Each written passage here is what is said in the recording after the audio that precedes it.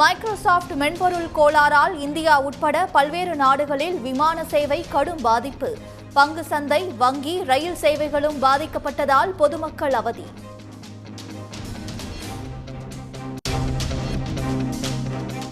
Windows செயலிழப்பிற்கு சைபர் தாக்குதல் காரணம் இல்லை என விளக்கம். விரைவில் சரி செய்யப்படும் என்றும் மைக்ரோசாஃப்ட் கௌரவ மண்டல இயக்குநர் வெங்கடரங்கன் தகவல்.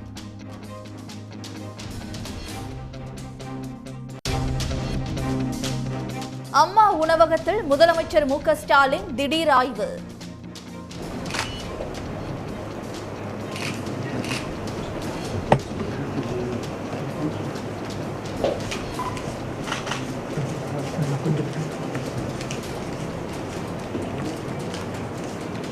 சென்னையில் உள்ள அம்மா உணவகங்களை மேம்படுத்த 21 கோடி ரூபாய் ஒதுக்கி உத்தரவு.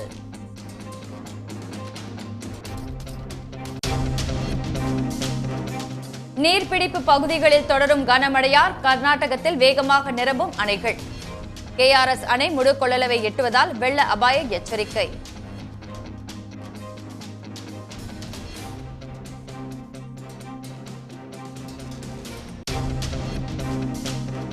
ஒகேனக்கல் காவிரி ஆற்றில் நீர்வரத்து 50,000 கன அடியாக அதிகரிப்பு.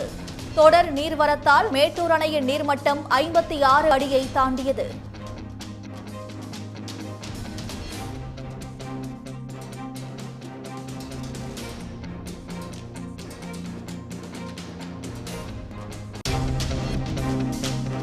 நில அபகரிப்பு வழக்கில் கைதான அதிமுக முன்னாள் அமைச்சர் MR விஜயபாஸ்கருக்கு 2வது வழக்கில் 15 நாள் நீதிமன்ற காவல்.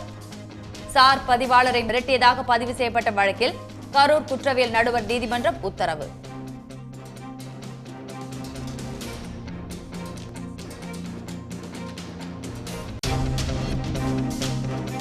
ஒன்றிய அரசின் புதிய சட்டங்கள் மக்களை குழப்பத்தில் ஆழ்த்துவதாக உயர்நீதிமன்றம் கருத்து.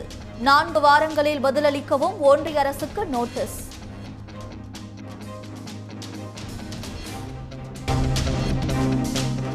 கேரள மாநிலம் கண்ணூர் அருகே வெள்ளம் சூழ்ந்த வீடுகளில் சிக்கிய 5 குடும்பங்கள். 1.5 வயது குழந்தை, பெண்கள் உள்ளிட்டோரை பத்திரமாக மீட்ட தீயணைப்புத்துறை.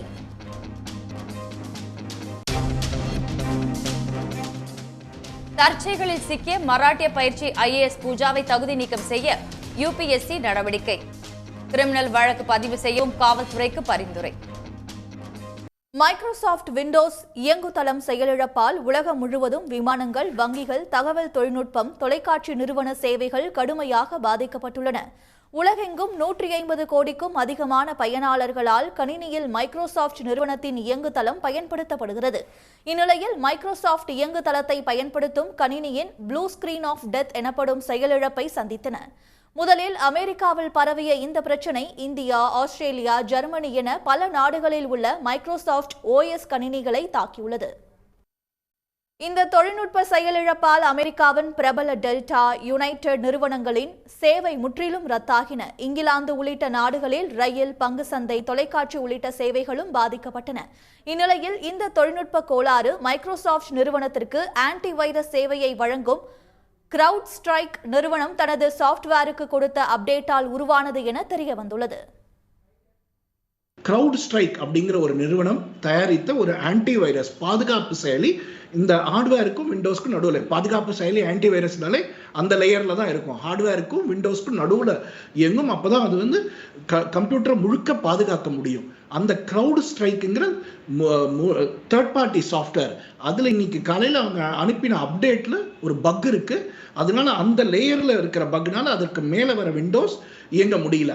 அதனால தான் அந்த ப்ளூ ஸ்கிரீன் ஆஃப் டெத் அப்படின்னு வருது. ப்ளூ ஸ்கிரீன் ஆஃப் டெத்தில் கம்ப்யூட்டர் கெட்டு போயிடுச்சு, டேட்டா போயிடுச்சு அப்படின்னு அர்த்தம் இல்லை. விண்டோஸால ஆன் ஆக முடியல, ஸ்டார்ட் ஆக முடியல.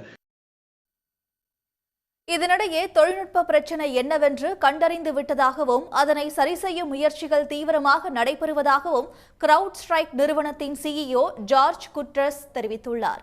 இது சைபர் தாக்குதலோ தீவிரவாத தாக்குதலோ இல்லை என்று அவர் உறுதிபட கூறியுள்ளார். தொழில்நுட்ப பிரச்சனையால் தனிநபர் கணினிகளில் பாதிப்பு ஏதும் ஏற்படவில்லை என்றும் வணிக பயன்பாட்டிற்கான கணினிகளே பாதிப்பை சந்தித்ததாக மைக்ரோசாஃப்ட் தரப்பில் தெரிவிக்கப்பட்டுள்ளது. நம்ம இண்டிவிஜுவல்ஸ், ஒரு கன்சியூமர், நான் ஒரு மாணவர், ஒரு தனிப்பட்ட கம்ப்யூட்டர் வச்சிருக்கேன், இல்லை ஒரு சிறு பலசரக்கு கடை வச்சிருக்கேன், நான் விண்டோஸ் யூஸ் பண்றேன், கணினி யூஸ் பண்றேன், என்ன இது பாதிக்குமா அப்படின்னா காலையிலேருந்து இது வரைக்கும் அந்த செய்தி எதுவும் அந்த மாதிரி கணினிகள் பாதிப்பு இல்லை. ஏன்னா இந்த கிரவுட் ஸ்ட்ரைக்குங்கிற இந்த தேர்ட் பார்ட்டி சாஃப்ட்வேரே பெருநிறுவனங்கள், பல்லாயிரம் எண்ணிக்கையில் இருக்கிற கணினிகளை வைத்திருக்கிற நிறுவனங்கள் மட்டும்தான் இந்த கிரவுட் ஸ்ட்ரைக்குங்கிற சாஃப்ட்வேர் பயன்படுத்துவாங்க. அவங்க தனிப்பட்ட நபர்கள் நமக்கெல்லாம் நார்மலா கொடுக்கவே மாட்டாங்க. மைக்ரோசாஃப்ட் விண்டோஸ் முடக்கத்தால் விமான சேவை நிறுவனங்கள் பெரிய அளவில் பாதிப்பை சந்தித்தன. உலகம் முழுவதும் மொத்தம் 1400க்கும் மேற்பட்ட விமானங்கள் ரத்து செய்யப்பட்டன. இதற்கடுத்து தகவல் தொழில்நுட்ப சேவை நிறுவனங்கள் பாதிப்பை சந்தித்தன. பெங்களூருவில் உள்ள தொழில்நுட்ப நிறுவனங்களின் கணினிகள் முடங்கின. ஆஸ்திரேலியாவின் மிகப்பெரிய தொலைத்தொடர்பு நிறுவனமான டெல்ஸ்ட்ரா நாடு முழுவதும் உள்ள தமது சேவை மையங்களை மூடியது. பிரான்ஸ் தலைநகர் பாரிஸில் வரும் 26ஆம் தேதி ஒலிம்பிக் போட்டிகள் தொடங்கப்பட உள்ள நிலையில் மைக்ரோசாஃப்ட் கோளாறால் போட்டி நடத்தும் பணிகளில் பாதிப்பு ஏற்பட்டது. இந்நிலையில் மைக்ரோசாஃப்ட் முடக்கத்தை விமர்சனம் செய்துள்ள அமெரிக்க தொழிலதிபர் எலான் மஸ்க் மைக்ரோசாஃப்டை மேக்ரோ ஹார்ட் என விமர்சித்து 2021 செய்த பதிவை மறுபதிவு செய்துள்ளார். மைக்ரோசாஃப்ட் இயங்குதளம் முடக்கத்தால் இந்தியாவில் 200க்கும் மேற்பட்ட விமானங்களின் சேவை ரத்து செய்யப்பட்டு திடீரென ரத்து செய்யப்பட்டதால் பயணிகள் பெரும் சிரமத்திற்கு ஆளாகினர். மைக்ரோசாஃப்ட் இயங்குதள முடக்கத்தால் உலகம் முழுவதும் விமான சேவை நிறுவனங்கள் பெருமளவில் பாதிப்பை சந்தித்துள்ளன. இந்தியாவில் இண்டிகோ, ஏர் இந்தியா, ஸ்பைஸ் ஜெட், ஆகாஷா உள்ளிட்ட நிறுவனங்களின் 200க்கும் மேற்பட்ட விமான சேவைகள் ரத்து செய்யப்பட்டன. இதில் அதிகபட்சமாக இண்டிகோ நிறுவனத்தின் 192க்கும் மேற்பட்ட விமானங்கள் ரத்தாகின. சென்னை, பெங்களூரு, ஹைதராபாத், டெல்லி உள்ளிட்ட நகரங்களில் இருந்து இயக்கப்பட வேண்டிய நிறுவன விமானங்கள் கடைசி நேரத்தில் ரத்து செய்யப்பட்டதாக அறிவிக்கப்பட்டது. சென்னை விமான நிலையத்தில் இருந்து மட்டும் கோவை, பெங்களூரு, டெல்லி, கோவா உள்ளிட்ட நகரங்களுக்கு இயக்கப்படவிருந்த 8 விமானங்கள் ரத்து செய்யப்பட்டதால் பயணிகள் பெரும் தவிப்புக்கு ஆளாகினர். முறையான முன்னறிவிப்பு இன்றி மாற்று ஏற்பாடு செய்யாமல் விமானங்கள் ரத்து செய்யப்பட்டதாக அவர்கள் கூறினர். ரெஸ்பாண்ட் மீன்ஸ் ஒன்லி ஒன்-வே கம்யூனிகேஷன் தான். அவங்க மெசேஜ் கொடுக்குறாங்க, அது ரெக்கார்டட் மெசேஜ் தான் கொடுக்குறாங்க. புரியுதுங்களா? நமக்கு திரும்ப மெசேஜ் ஃபிசிக்கலாக பேச முடியும். ஏன்னா இவ்வளோ கியூ இருக்குங்க. இப்போ பஸ் ஸ்டாண்ட் மாதிரி நிற்கிது. இப்போ நம்ம பஸ்ஸு சக்கப் ஆகிப்படுது, அந்த மாதிரி நிற்கிருப்பீங்க. எது கேட்டாலும் நீ ஆல்டர்னேட் ஃப்ளைட்டாவது கொடுமா, இல்லை அட்லீஸ்ட் பூனாக்காவது கொடு, இல்லை எங்கேயாவது நீரை ஷிரிதி கூட கொடுன்னு கேட்டேன். நீ ஃபுல் டிஸ்டன்ஸ் வரலாம், ஷிரிதி கொடுத்து அங்கே நான் பஸ் ஸ்டாப்பில் போய்க்கிறேன்னு. அது கூட இல்லை சார், சிஸ்டம் ஆன் பண்ண தான் தெரியும், அதுக்காவது கிடைக்குமா இல்லைன்னு சீட்டே இல்லைன்றாங்க. எதுக்குமே அவங்க பதில் சொல்ல மாட்டேன்னு. கோவா போகிறோம், ஃப்ளைட்டு வர வழியில் கேன்சல் ஆயிடுச்சு அப்படின்னு சொன்னாங்க. சரி, இங்கே வந்தால் வேறு ஆப்ஷன்ஸ் கொடுப்பாங்களான்னு வந்தோம். தென்னை கொஞ்ச நேரம் வெயிட் பண்ண சொன்னாங்க. இப்போ வெயிட் பண்ணியிருக்கு, இப்போ சிஸ்டம் அப்பா இருக்குது சொல்கிறாங்க. நான் இண்டிகோவில் கோயம்புத்தூர் போகணும். நான் ஹாஸ்பிட்டல் இண்டஸ்ட்ரியில் ஒர்க் பண்ணுறேன். ஒரு டிசாஸ்டர் ஆச்சு அப்படின்னா hospitals are prepared to face the situation. Covid சுச்சுவேஷனில் நாங்கள் என்ன அருமையாக பண்ணோன்றது உலகத்துக்கே தெரியும். இது சிம்பிள், சாஃப்ட்வேர் டேமேஜ் ஆகிடுச்சு, சாஃப்ட்வேர் கரப்டாக இருக்குதுன்றது நேச்சுரல், இல்லைன்னு சொல்ல. ஆனால் அதுக்குண்டான ஆல்டர்னேட்டிவ் அரேஞ்ச்மெண்ட் என்ன, டிசாஸ்டர் மேனேஜ்மெண்ட் பண்ணியிருக்கீங்க? கணினி சேவை முடக்கத்தால் சில விமான சேவை நிறுவனங்கள் கைகளால் எழுதப்பட்ட போர்டிங் பாஸை பயணிகளுக்கு வழங்கி விமானங்களை இயக்கின. சென்னை மட்டுமின்றி திருச்சியில் இருந்து பெங்களூரு மற்றும் சிங்கப்பூர் செல்ல வேண்டிய விமானங்கள் ரத்தானதால் பயணிகள் அதிருப்தி அடைந்தனர். தில்லை விழாத்துலேருந்து வந்தேன். 5:30 மணிக்கு ஃப்ளைட்டு. Flight 5:30க்கு waiting. அப்போ போகிறது 8:45. இங்கே வந்தோடனே கேன்சல் ஆகிட்டுங்கிறாங்க பெங்களூருக்கு. பெங்களூர் இருந்தபடி நான் பெங்களூரில் இருந்தபடி கத்தார் போகணும். வெயிட்டிங் 6 மணி நேரம். இங்கே வந்தோடனே கேன்சல் ஆகிட்டுன்ட்டாங்க. எந்த பதிலும் இல்லை. வெயிட்டிங் 1 ஹவராக வெயிட்டிங் பண்ணிக்கிட்டு இருக்கேன், பதிலும் சொல்ல மாட்டாங்க, வெளியில் வைக்கிறேன். ரத்தான விமானங்களுக்கு பதிலாக மறு விமானத்தை புக் செய்யவோ பணத்தை திரும்ப பெறும் வசதியும் உடனடியாக வழங்கப்படவில்லை என்றும் பயணிகள் குற்றஞ்சாட்டினர். இதனிடையே மைக்ரோசாஃப்ட் முடக்க விவகாரம் குறித்து பதிவிட்ட ஒன்றிய அமைச்சர் அஸ்வினி வைஷ்ணவ் மைக்ரோசாஃப்ட் செயலிழப்பு பிரச்சினையை எதிர்கொள்வது குறித்த தகவல் தொழில்நுட்பத்துறை வெளியிட்ட வழிமுறைகளை பகிர்ந்தார். இதேபோல் வங்கி சேவை பாதிப்பு குறித்து விளக்கமளித்த ரிசர்வ் வங்கி மைக்ரோசாஃப்ட் செயலிழப்பால் 10 வங்கிகளில் மட்டும் லேசான பாதிப்பு ஏற்பட்டதாக கூறியுள்ளது. சென்னை தேனாம்பேட்டையில் உள்ள அம்மா உணவகத்தில் திடீர் ஆய்வு மேற்கொண்ட முதலமைச்சர் மு க ஸ்டாலின் அம்மா உணவகங்களை மேம்படுத்த 21 கோடி ரூபாயை ஒதுக்கீடு செய்து உத்தரவிட்டுள்ளார். சென்னையில் செயல்பட்டு வரும் 407 அம்மா உணவகங்களில் காலையில் இட்லி, மதியம் கலவை சாதம், இரவில் சப்பாத்தி உள்ளிட்ட உணவுகள் மலிவு விலையில் விற்கப்படுகின்றன. அதிமுக ஆட்சியில் தொடங்கப்பட்ட அம்மா உணவகங்கள் திமுக ஆட்சிக்கு வந்த பிறகும் தொடர்ந்து செயல்பட முதலமைச்சர் மு.க.ஸ்டாலின் நடவடிக்கை எடுத்தார். அம்மா உணவகங்களை மேம்படுத்த சென்னை மாநகராட்சி சார்பில் 5 கோடி ரூபாய் நிதியும் ஒதுக்கீடு செய்யப்பட்டிருந்தது.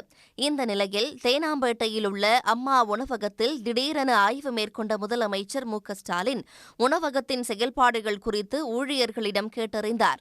அப்போது அங்கு சாப்பிட்டுக் கொண்டிருந்த பொதுமக்களிடமும் உணவின் தரம், சுவை குறித்து வினவிய அவர் தாமும் உணவை ருசித்து பார்த்தார்.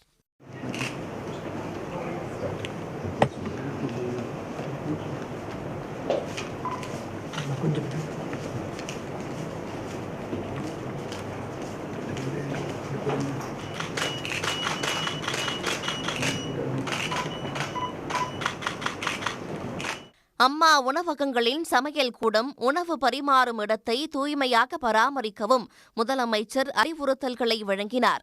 ஏழைகள் பயன்பெறும் வகையில் அம்மா உணவகத்தை சிறப்பாக நடத்தவும் அதிகாரிகளுக்கு உத்தரவிட்டார். அதைத் தொடர்ந்து அம்மா உணவகங்களை மேம்படுத்த 21 கோடி ரூபாய் நிதி ஒதுக்கீடு செய்து முதலமைச்சர் மு.க.ஸ்டாலின் உத்தரவு பிறப்பித்துள்ளார்.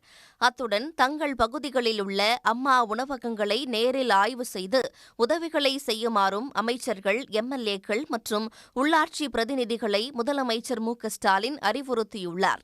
இதனிடையே ஆய்வு தொடர்பாக தனது எக்ஸ் பக்கத்தில் பதிவிட்டுள்ள முதலமைச்சர் மு.க.ஸ்டாலின் திமுக ஆட்சி ஏற்றவுடன் அம்மா உணவகங்களை மூடிவிடுவோம் என்று புரளிகளை ஒரு கூட்டம் கிளப்பிய நிலையில் 3 ஆண்டுகளில் 450 கோடி ரூபாய்க்கும் மேல் செலவிட்டு தினமும் 3 லட்சத்திற்கும் மேற்பட்டோரின் பசியாற்றி வருவதாக தெரிவித்துள்ளார்.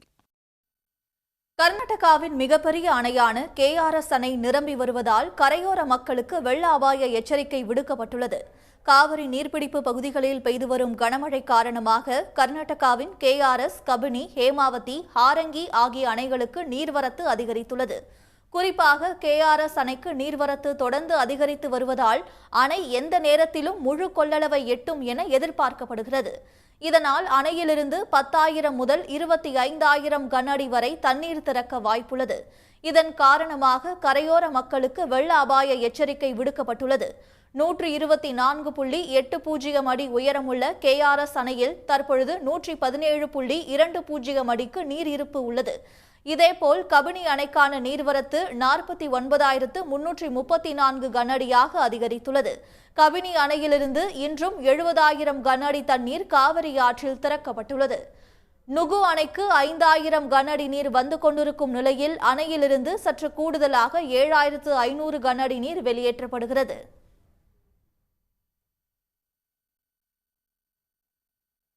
காவிரி நீர்பிடிப்பு பகுதிகளில் பெய்து வரும் தொடர் மழை காரணமாக மேட்டூர் அணைக்கு நீர்வரத்து வினாடிக்கு 45,000 கன அடியாக அதிகரித்துள்ளது. அணையின் நீர்மட்டம் 56 அடியாக உயர்ந்துள்ளது. கர்நாடகாவில் காவிரி நீர்பிடிப்பு பகுதிகளில் விட்டுவிட்டு கனமழை பெய்து வருகிறது. தொடர் மழையால் கர்நாடக அணைகள் வேகமாக நிரம்பி வருவதுடன் அணைகளில் இருந்து தண்ணீர் திறக்கப்பட்டு வருகிறது. இதனால் மேட்டூர் அணைக்கு வரும் நீரின் அளவு வினாடிக்கு 40,018 கன அடியில் இருந்து 44,963 கன அடியாக அதிகரித்துள்ளது. இன்று காலை 55.12 அடியாக இருந்த அணையின் நீர்மட்டம் நீர்வரத்து அதிகரிப்பால் 56.03 அடியாக அதிகரித்துள்ளது. அணையில் இருந்து குடிநீர் தேவைக்காக வினாடிக்கு 1000 கன அடி நீர் வெளியேற்றப்பட்டு வருகிறது. இதனிடையே ஒகேனக்கல் காவிரி ஆற்று நீர்வரத்து வினாடிக்கு 50,000 கன அடியாக அதிகரித்துள்ளது. தமிழக கர்நாடக எல்லையான வெலிகுண்டுலுவில் இன்று காலை நிலவரப்படி வினாடிக்கு 45,000 கன அடியாக இருந்த நீர்வரத்து மதியம் 2 மணிக்கு 48,000 கன அடியாக அதிகரித்தது. இன்று மாலை நீர்வரத்து மேலும் உயர்ந்து 50,000 கன அடியாக அதிகரித்துள்ளது. இதன் காரணமாக ஒகேனக்கலில் பரிசல் இயக்கவும் அருவியில் குளிக்கவும் மாவட்ட நிர்வாகம் 4வது நாளாக தடை விதித்துள்ளது. பார்க்கும் இடமெல்லாம் பழங்கள், திரும்பும் திசையெல்லாம் தென்னை. இதுதான் கமுதியில் இருக்கும் தர்சன் சிங்கின் விவசாய தோட்டம்.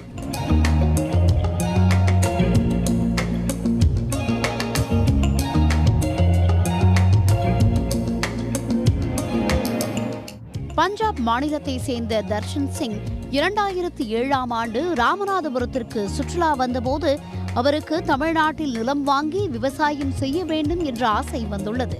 ஆனால் ராமநாதபுரம் மாவட்டம் வறட்சியான பகுதி என்றும் இங்கு விவசாயம் செய்ய முடியாது எனவும் உள்ளூர் மக்கள் தெரிவித்துள்ளனர்.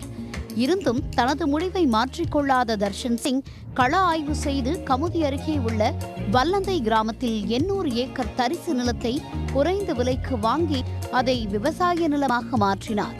அங்கு மா, பலா, நெல்லி, கொய்யா, தென்னை என பல மரங்களை நட்டு தனது குடும்பத்தாருடன் சேர்ந்து கால நேரம் பார்க்காமல் விவசாயம் செய்தார்.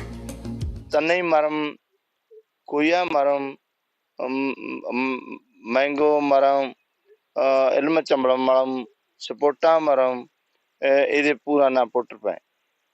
2010 ஸ்டார்ட் பண்ணியாச்சு. இப்போ ஆல் ட்ரீ ஃப்ரூட் வந்துருச்சு, மேங்கோ வருஷம் வந்துருச்சு, கொய்யா ரெகுலர் சேல்ஸ் போட்டிருக்குது, எலுமிச்சம்பழம் ஸ்டார்ட் ஆயிடுச்சு, சப்போட்டா ஸ்டார்ட் இருக்கு.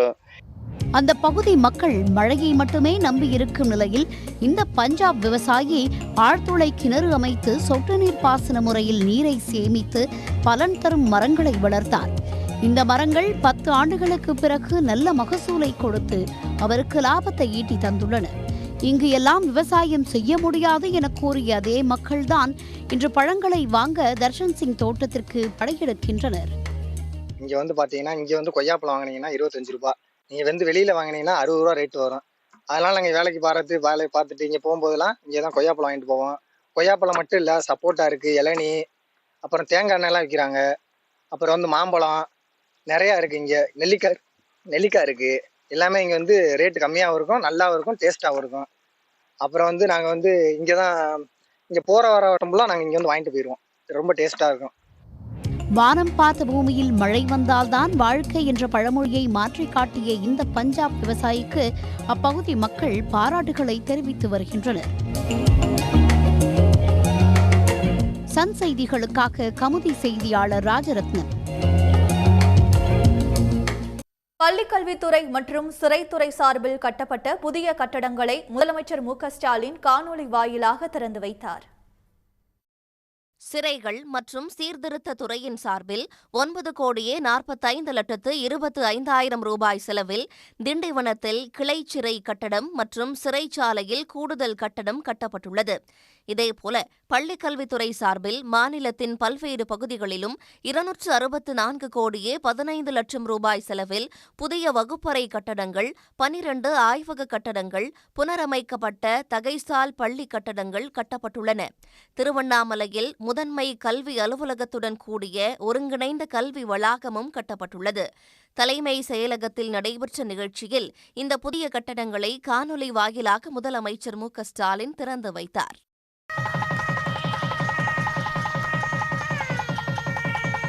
₹114,29,00,000 மதிப்பீட்டில் 26 மாவட்டங்களில் உள்ள 106 அரசு உயர்நிலை மற்றும் மேல்நிலை பள்ளிகளில் கட்டப்பட்டுள்ள 515 வகுப்பறை கட்டடங்கள் மற்றும் 12 ஆய்வக கட்டடங்கள்.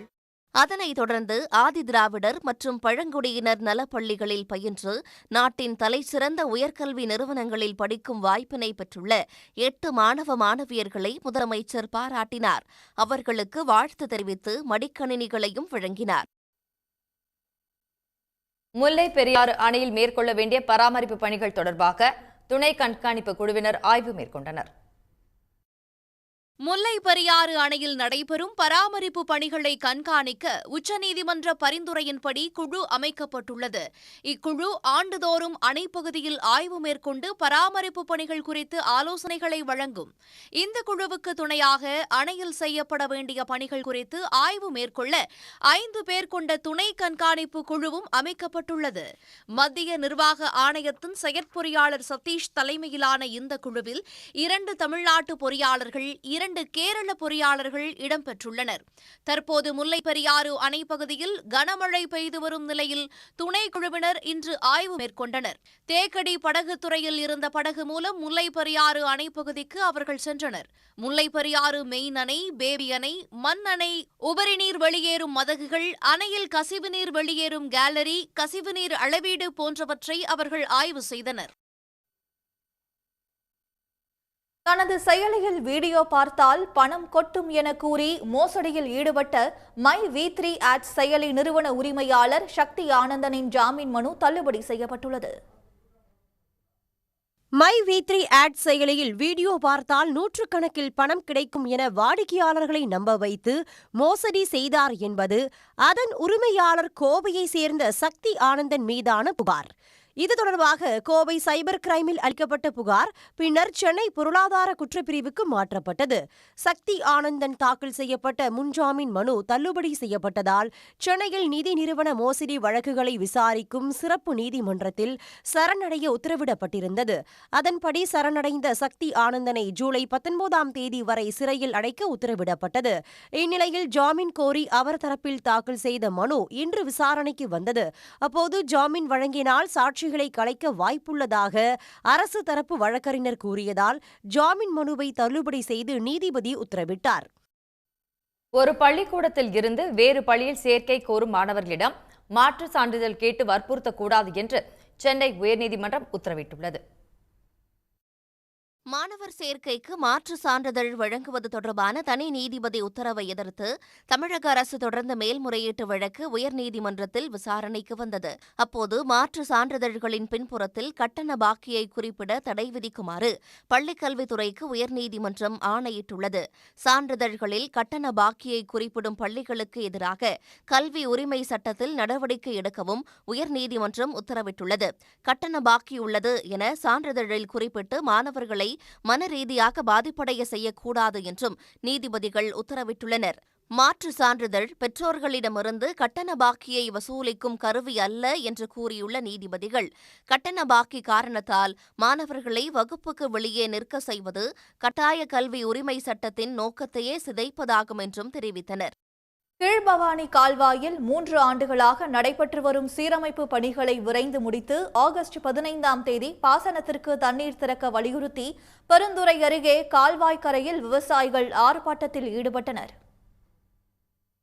ஈரோடு மாவட்ட மக்களின் முக்கிய குடிநீர் ஆதாரமாக பவானிசாகர் அணை உள்ளது. இந்த அணையில் இருந்து 200 கிலோமீட்டர் தொலைவிற்கு செல்லும் கீழ்பவானி பிரதான கால்வாய் மூலம் ஈரோடு, திருப்பூர், கரூர் மாவட்டங்களைச் சேர்ந்த 2,07,000 விவசாய நிலங்கள் பாசன வசதி பெற்று வருகின்றன.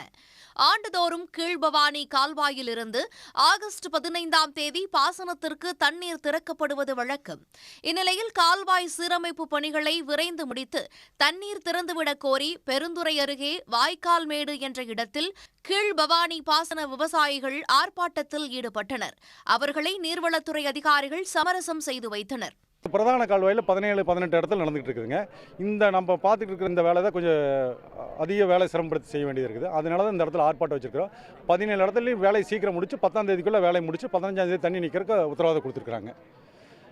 இந்த அரசாணை மாற்றம் செய்து தமிழக அரசு நீதிமன்றத்தில் எதிர்மனு தாக்கல் பண்ணி இந்த அரசாணை புதிய அரசாணை 60 நடைமுறைப்படுத்தணும்னு எங்கள் இயக்கத்தின் சார்பில் கேட்டுக்கிறாங்க.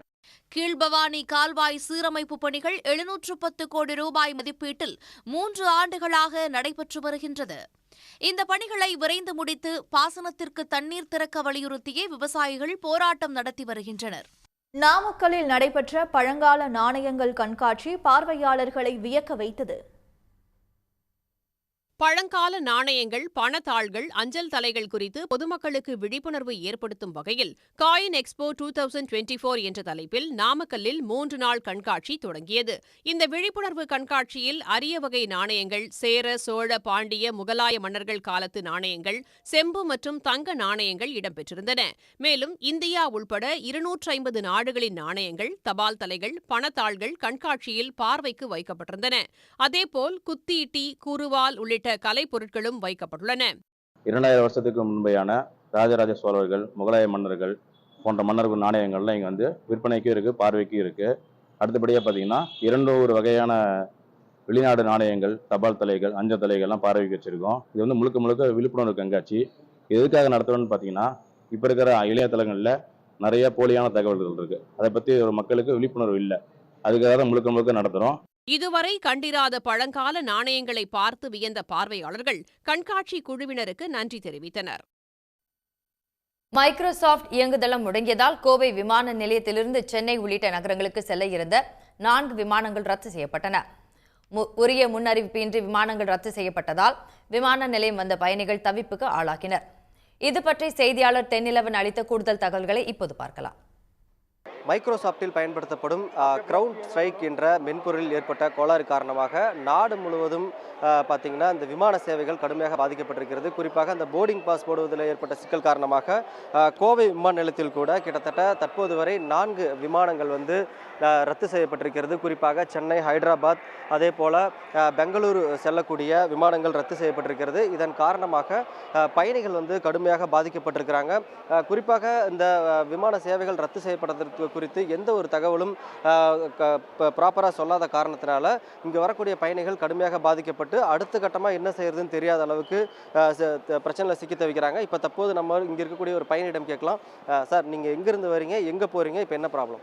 நான் யூகேலேருந்து வந்திருக்கேன், லீவுக்கு வந்திருக்கேன். நான் திருப்பி இங்கே கோயம்புத்தூர்லேருந்து சென்னை போயிட்டு சென்னையிலேருந்து நான் லண்டன் போக வேண்டியது. இப்போ இந்த ஃப்ளைட்டை இங்கே மாட்டிக்கிச்சு. நான் நாளைக்கு என் ஃப்ளைட்டை பிடிக்க முடியுமான்னு தெரியலை. ட்ரெயின் கிடைக்குமா, பஸ்ஸு கிடைக்குமானும் புரியல. ஏராளமான பயணிகள் இங்கே கோவை விமான நிலையத்தில் நீண்ட நேரமாக காத்திருக்கிறது நம்மளால் பார்க்க முடிகிறது. அதே போல் தற்போது நம்மள ஒரு பயணி இருக்கார், அவர்கிட்ட கேட்கலாம். சார், நீங்கள் எங்கேருந்து வரீங்க, எங்கே போகணும், இப்போ என்ன பிரச்சனை சார் சொல்கிறாங்க? நாங்கள் ஊட்டிலேருந்து வரோங்க. ஊட்டிலேருந்து லீவுக்காக வந்திருக்கோம். ஸோ அபுதாபிக்கு போகணும். ஸோ கனெக்டிங் ஃப்ளைட்டில் தான் போகணும் நாங்கள். ஸோ இந்த மாதிரி பிரச்சனை நடந்துச்சுன்னா அது ஆக்சுவலி ஃப்ளைட்டுன்றதே எப்படின்னா நம்மளுக்கு இன்ஃபர்மேஷன் கொடுக்கணும். உங்களுக்கு இத்தனை மணிக்கு ஃப்ளைட்டு, இத்தனை மணிக்கு கேன்சல் ஆச்சுன்னு. பட் இண்டிகோவில் எப்போவுமே இப்படி தான், இன்ஃபர்மேஷன் எதுவுமே கிடையாது. லாஸ்ட் டைம் வரும்போது விஸ்தரா ஃப்ளைட்டில் வந்தோம். பட் அந்த ஃப்ளைட்டில் எல்லா இன்ஃபர்மேஷன் கொடுத்தாங்க. இத்தனை மணிக்கு ஃப்ளைட்டு உங்களுக்கு இந்த டைமுக்கு டிபார்ச்சர் ஆகும், அங்கே உள்ளேயே பட் இண்டிகோவில் எந்த இன்ஃபர்மேஷன் கொடுக்கல. இப்போ நாங்கள் என்ன பண்ணுறதுன்னு ஃபர்ஸ்ட்டெல்லாம் ரூம் புக் பண்ணி தரோம், அதுவுமே கிடையாது. அதாவது கோவை சர்வதேச விமான நிலையத்தை பொறுத்தளவு பார்த்தீங்கன்னா இங்கிருந்து நேரடியாக சிங்கப்பூர், மலேசியா, அதே போல் பல்வேறு நாடுகளுக்கு விமான சேவைகள் இயக்கப்படுகிறது. அதே போல் கனெக்டிங் ஃப்ளைட் மூலமாக செல்வதற்காக சென்னை, பெங்களூரு, டெல்லி, மும்பை ஆகிய நகரங்களுக்கும் செல்கிறாங்க. தற்போது ஏற்பட்டிருக்கக்கூடிய இந்த தொழில்நுட்ப கோளாறு காரணமாக ஏராளமான பயணிகள் கோவை விமான நிலையத்தில் காத்திருக்கிறாங்க. குறிப்பாக இந்த விமான சேவைகள் ரத்து செய்யப்பட்ட தகவலை கூட முறையாக தெரிவிக்கவில்லை. அடுத்த கட்டமாக தாங்கள் என்ன செய்வது என்று தெரியவில்லை என்று இங்கே அவங்க புலம்பிட்டு இருக்கிறது நம்மால் பார்க்க முடிகிறது. சிவகாசியில் ரயில்வே மேம்பால பணிகளுக்காக ரயில்வே கேட் மூடப்பட்டுள்ளதால் வாகனங்கள் மாற்றுப்பாதையில் திருப்பி விடப்பட்டன. இதனால் ஏற்பட்ட போக்குவரத்து நெரிசலில் சிக்கி வாகன ஓட்டிகள் கடும் அவதியடைந்தனர்.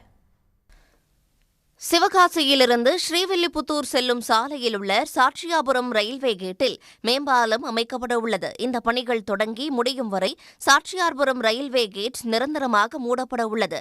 இதனால் சிவகாசியிலிருந்து ஸ்ரீவில்லிபுத்தூர் செல்லும் வாகனங்கள் மாற்றுப்பாதையில் திருப்பி விடப்பட உள்ளன. இந்த சோதனை ஓட்டத்தின் முதல் நாளிலேயே கடும் வாகன நெரிசல் ஏற்பட்டது.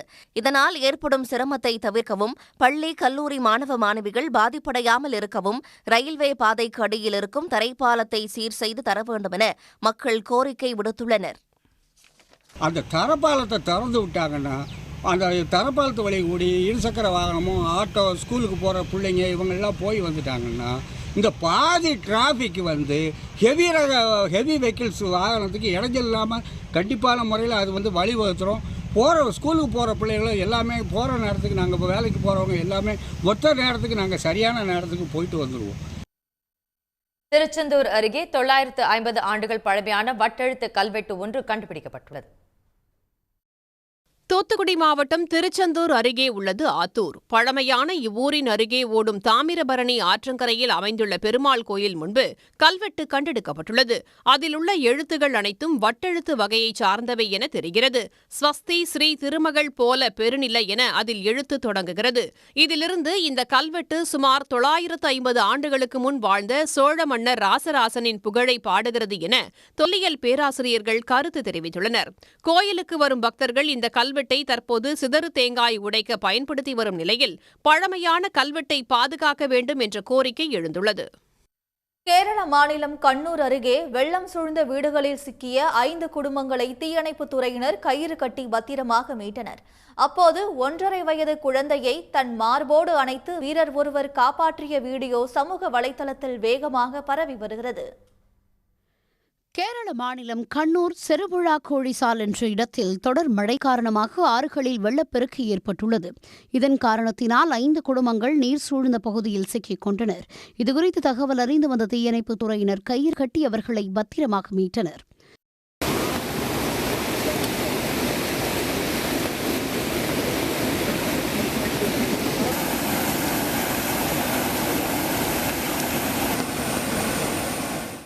மீட்பு பணியின் போது 1.5 வயது குழந்தையை வீரர் ஒருவர் தன் மார்போடு அணைத்து காப்பாற்றிய வீடியோ சமூக வலைதளங்களில் வேகமாக பரவி வருகிறது. மீட்கப்பட்ட அனைவரும் பத்திரமாக முகாம்களில் தங்க வைக்கப்பட்டுள்ளனர். ஒன்றிய அரசு கொண்டு வந்துள்ள 3 புதிய குற்றவியல் சட்டங்கள் குழப்பத்தை ஏற்படுத்தும் வகையில் இருப்பதாக சென்னை உயர்நீதிமன்றம் கருத்து தெரிவித்துள்ளது. இந்திய தண்டனை சட்டம், குற்ற விசாரணை நடைமுறை சட்டம், இந்திய சாட்சியல் சட்டம் ஆகியவற்றுக்கு மாற்றாக பாரதிய நியாய சன்ஹிதா, பாரதிய நகரிக் சுரக்ஷா சன்ஹிதா மற்றும் பாரதிய சாக்ஷிய சன்ஹிதா ஆகிய 3 புதிய சட்டங்கள் சமஸ்கிருத பெயருடன் நிறைவேற்றப்பட்டு கடந்த 1ஆம் தேதி முதல் அமலுக்கு வந்துள்ளன. புதிதாக அமலுக்கு வந்துள்ள 3 குற்றவியல் சட்டங்களுக்கு எதிராக நாடு முழுவதும் போராட்டங்கள் நடந்து வருகிறது. இந்த சட்டங்களை ரத்து செய்ய கோரி திமுக அமைப்பு செயலாளர் RS பாரதி சென்னை உயர்நீதிமன்றத்தில் மனு தாக்கல் செய்திருந்தார். எந்த விவாதமும் இல்லாமல் அவசர கதியில் இந்த சட்டங்களை ஒன்றிய அரசு நிறைவேற்றி உள்ளதாக திமுக தாக்கல் செய்துள்ள மனுவில் குறிப்பிடப்பட்டுள்ளது. இந்த மனு நீதிபதிகள் சுந்தர் மற்றும் செந்தில்குமார் அமர்வில் விசாரணைக்கு வந்தது. அப்போது திமுக தரப்பில் ஆஜரான வழக்கறிஞர் NR இளங்கோ, அரசியலமைப்பு சட்டப்படி ஆங்கிலத்தில் மட்டுமே சட்டங்கள் இயற்றப்பட வேண்டும் என்றும் சமஸ்கிருதத்தில் சட்டங்களை நிறைவேற்றி இருப்பது அரசியல் சட்டத்திற்கு விரோதமானது என்றும் வாதிட்டார். CPC சட்டத்தை சிவில் ப்ரொசீஜர் கோடை அமெண்ட் பண்ணுறப்ப பார் அசோசியேஷன் அவர்கள்லாம் கொடுத்த கருத்துக்களை உள்வாங்காமலே நீங்கள் அந்த மாதிரி CPC சட்டத்தை ஏற்கனவே ஒன்றிய அரசு திருத்தம் செய்திருக்கிறது. எல்லா சட்டங்களையும் திருத்தும் போது அனைவருடைய கருத்துக்களையும் பெற்று திருத்தம் செய்வதுதானே சரியான முறை என்ற கருத்தை முன்வைத்தார். இந்த வழக்கில் பதில் மனு தாக்கல் செய்ய கூடுதல் அவகாசம் வேண்டும் என ஒன்றிய அரசு தரப்பில் ஆஜரான கூடுதல் சொலிசிட்டர் ஜெனரல் ARL சுந்தரேசன் கேட்டுக் கொண்டார். இதையடுத்து புதிய சட்டங்கள் மக்களை குழப்பத்தில் ஆழ்த்தும் வகையில் உள்ளதாகவும் அதனை ஏற்றும் முன்பு சட்ட ஆணையத்தை ஆலோசித்திருக்க வேண்டும் என்றும் குறிப்பிட்ட நீதிபதிகள் புதிய சட்டங்கள் தொடர்பாக 4 வாரங்களில் மத்திய அரசு பதிலளிக்க உத்தரவிட்டு வழக்கை ஒத்திவைத்தனர்.